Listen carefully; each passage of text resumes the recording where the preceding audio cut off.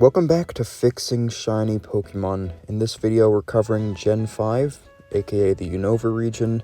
If you haven't seen the other videos yet, that's fine. It's pretty self-explanatory. I'm essentially just taking shinies that I personally think could look better, and shinies that are just bad, and trying to fix them. Again, some of these could even work as the Pokemon's just regular colors. There's really nothing else for me to say, so let's just get right into it, starting with Tepig. Since Embor's shiny is actually really cool and the fire becomes blue, I just decided to take that and just make Tepig entirely blue to reflect that, which honestly doesn't look too bad. For Samurott, since it's based on a samurai, I was sort of thinking like red and gold and silver are fitting colors for a samurai, so I gave it that color palette. Then we have Stoutland, who I gave a very neutral color palette with a lot of white and grays, which honestly kind of makes it resemble Houndstone, which would kind of serve as a cool little cross-reference between two dog Pokemon. Then we have Superior, which takes some bases from like a fleur-de-lis, or however you pronounce that, and also just like French royalty and stuff. So I wanted to give it a sort of metallic or like royal color scheme, so I made it all gold and silver, which definitely looks pretty good. Then we have the three elemental monkeys. For Simisage, I took inspiration from like a gorilla or a chimpanzee or just kind of any kind of terrestrial monkey, since, you know, they live on the ground, or like in jungles, in the grass, and it's a grass type. For Simisear, I took inspiration from I believe what's called a snow monkey, and that's because they live in hot water, and hot equals fire type. Simisear's the fire type, and also this just came out looking pretty cool. And then lastly, for Simipour, I took inspiration from another monkey, this time being a sea monkey, because sea, and it's a water type. But the catch here is, sea monkeys aren't actually monkeys, they're just this creature. Then we've got Zebstrika, who I tried to kind of exemplify both of its design elements, being a zebra and lightning. So I made its lightning bolt features actually yellow to look like lightning, and then I inverted its color scheme so it actually looks more like an actual zebra. Then we have Aldino. I don't really know what I was thinking with this, but it looks kind of cool, so it's a pretty simple yet effective change. For Conkeldurr, I was trying to make it look more aggressive, giving it a darker, scarier color palette, and much darker yet saturated red veins, so it looks like really angry, which definitely fits pretty well, especially since it's a fighting type. For Leavanny, I took inspiration from an Orchid Mantis, giving it a pink and white color scheme. Can't really go wrong with that, looks pretty good. For Lilligant, I just changed the whole hue all at once, because I didn't really know what I wanted to do with this design, so I ended up just making this, and yeah, looks pretty cool. Sawk and Throw, I just decided to invert their color palettes, because honestly I'm surprised this isn't what their actual shinies look like. I feel like since they are counterparts and they look so similar, it would have only made sense to swap their colors for their shinies, but they didn't, so I did.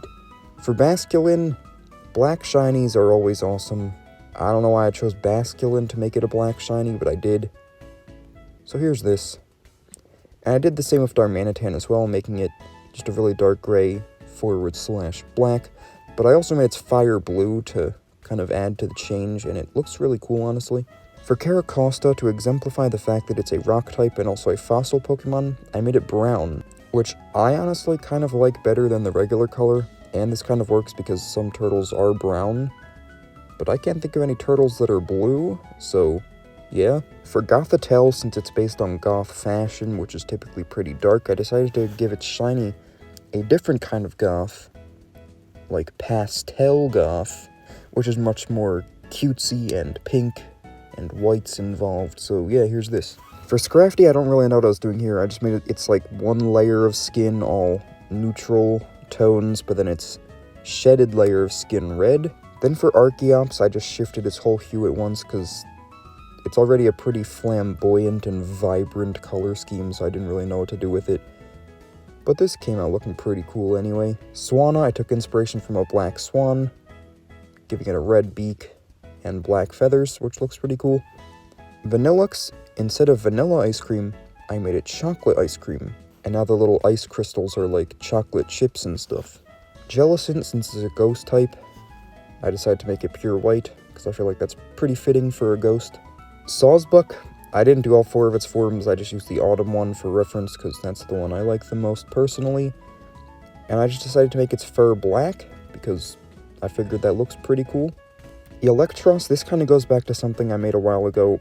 I did a different series at one point where I was quote-unquote fixing Pokemon's regular colors, and in that series I essentially just gave Pokemon the color palettes of their pre-evolutions. So when I made that, I gave Electros Tyno's color scheme, and I was like, hey, this actually looks really cool, so this is kind of just taking inspiration from that, making it white and yellow, which I honestly like better than its regular color scheme. Then for Behem, I made it gray with some neon blues, so it kind of looks like all technological and high-tech and everything. For Galvantula, I took inspiration from just a literal spider or tarantula, making it brown. Cryogonal, I don't really know what I was doing here. I guess it kind of makes it look like it's like a fire type or a rock type version of it, but it looks pretty cool. Then we have Beartic, which I took inspiration from a brown bear or just some kind of grizzly bear or something, because I didn't really know what else to do, so I just decided to change the species that it is, I guess. Bouffalant, this is another one that I just decided to give it a very neutral color scheme, making it all blacks, grays, and whites. Then we have Mandibuzz, which instead of it regularly being like a turkey vulture, I decided to make it more like a black vulture, which I just think looks cooler, and also kind of leans into its dark type more, making it black. Then we have some of the Swords of Justice. I left Virizion out because its shiny is awesome. However, Cobalion, I made two variants. The one is golden, because golden shinies are awesome, although I felt like it could look even better than this, so I made another one where it's like silver and light blue, since, you know, cobalt is in its name, so I figured blue should be part of its color scheme, which it already is, but I wanted to keep that in its shiny because cobalt is a blue metal, so yeah, here's this.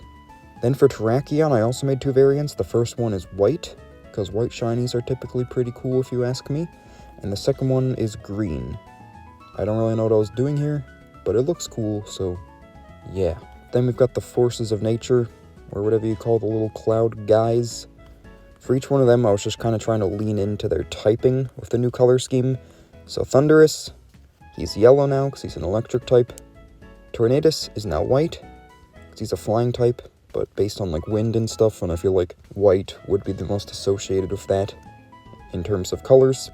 And then Landorus, since it's a ground type, I was going to make it like brown, but it kind of already is, so I went to do something more unique, and I just made it red instead. Anyway, then we've got Keldeo, another simple but effective one. I made some of its fur gray, its eye light blue, and then I also changed the little feather things on its head to match the new shiny color palettes I gave the other guys. And lastly, we have Zekrom and Reshiram. And I was going to do something actually unique and give them just unique color schemes, but I couldn't really get anything to work, honestly, so I just did the old generic. I just made Zekrom white and Reshiram black, which obviously flips their regular color palettes, but in addition to that, I swapped their eye colors too, making Reshiram's black. And I made like the outer portion of Zekrom's eye black, like Reshiram's normally is, and I can't remember off the top of my head, but I did something to Reshiram's eye as well that is what Zekrom's normally is, but yeah. And I also made Zekrom's little head tip thing red, because that's the color that Reshiram glows when it goes into like its charged mode. And I know many people have done this time and time again, just making a white Zekrom and a black Reshiram, but it was the most reasonable thing to do here, so I did it anyway. And yeah, that's all I've got for the Unova region. Next week will obviously be Kalos. For now, if you like this one, consider liking, commenting, and subscribing, and thanks for watching.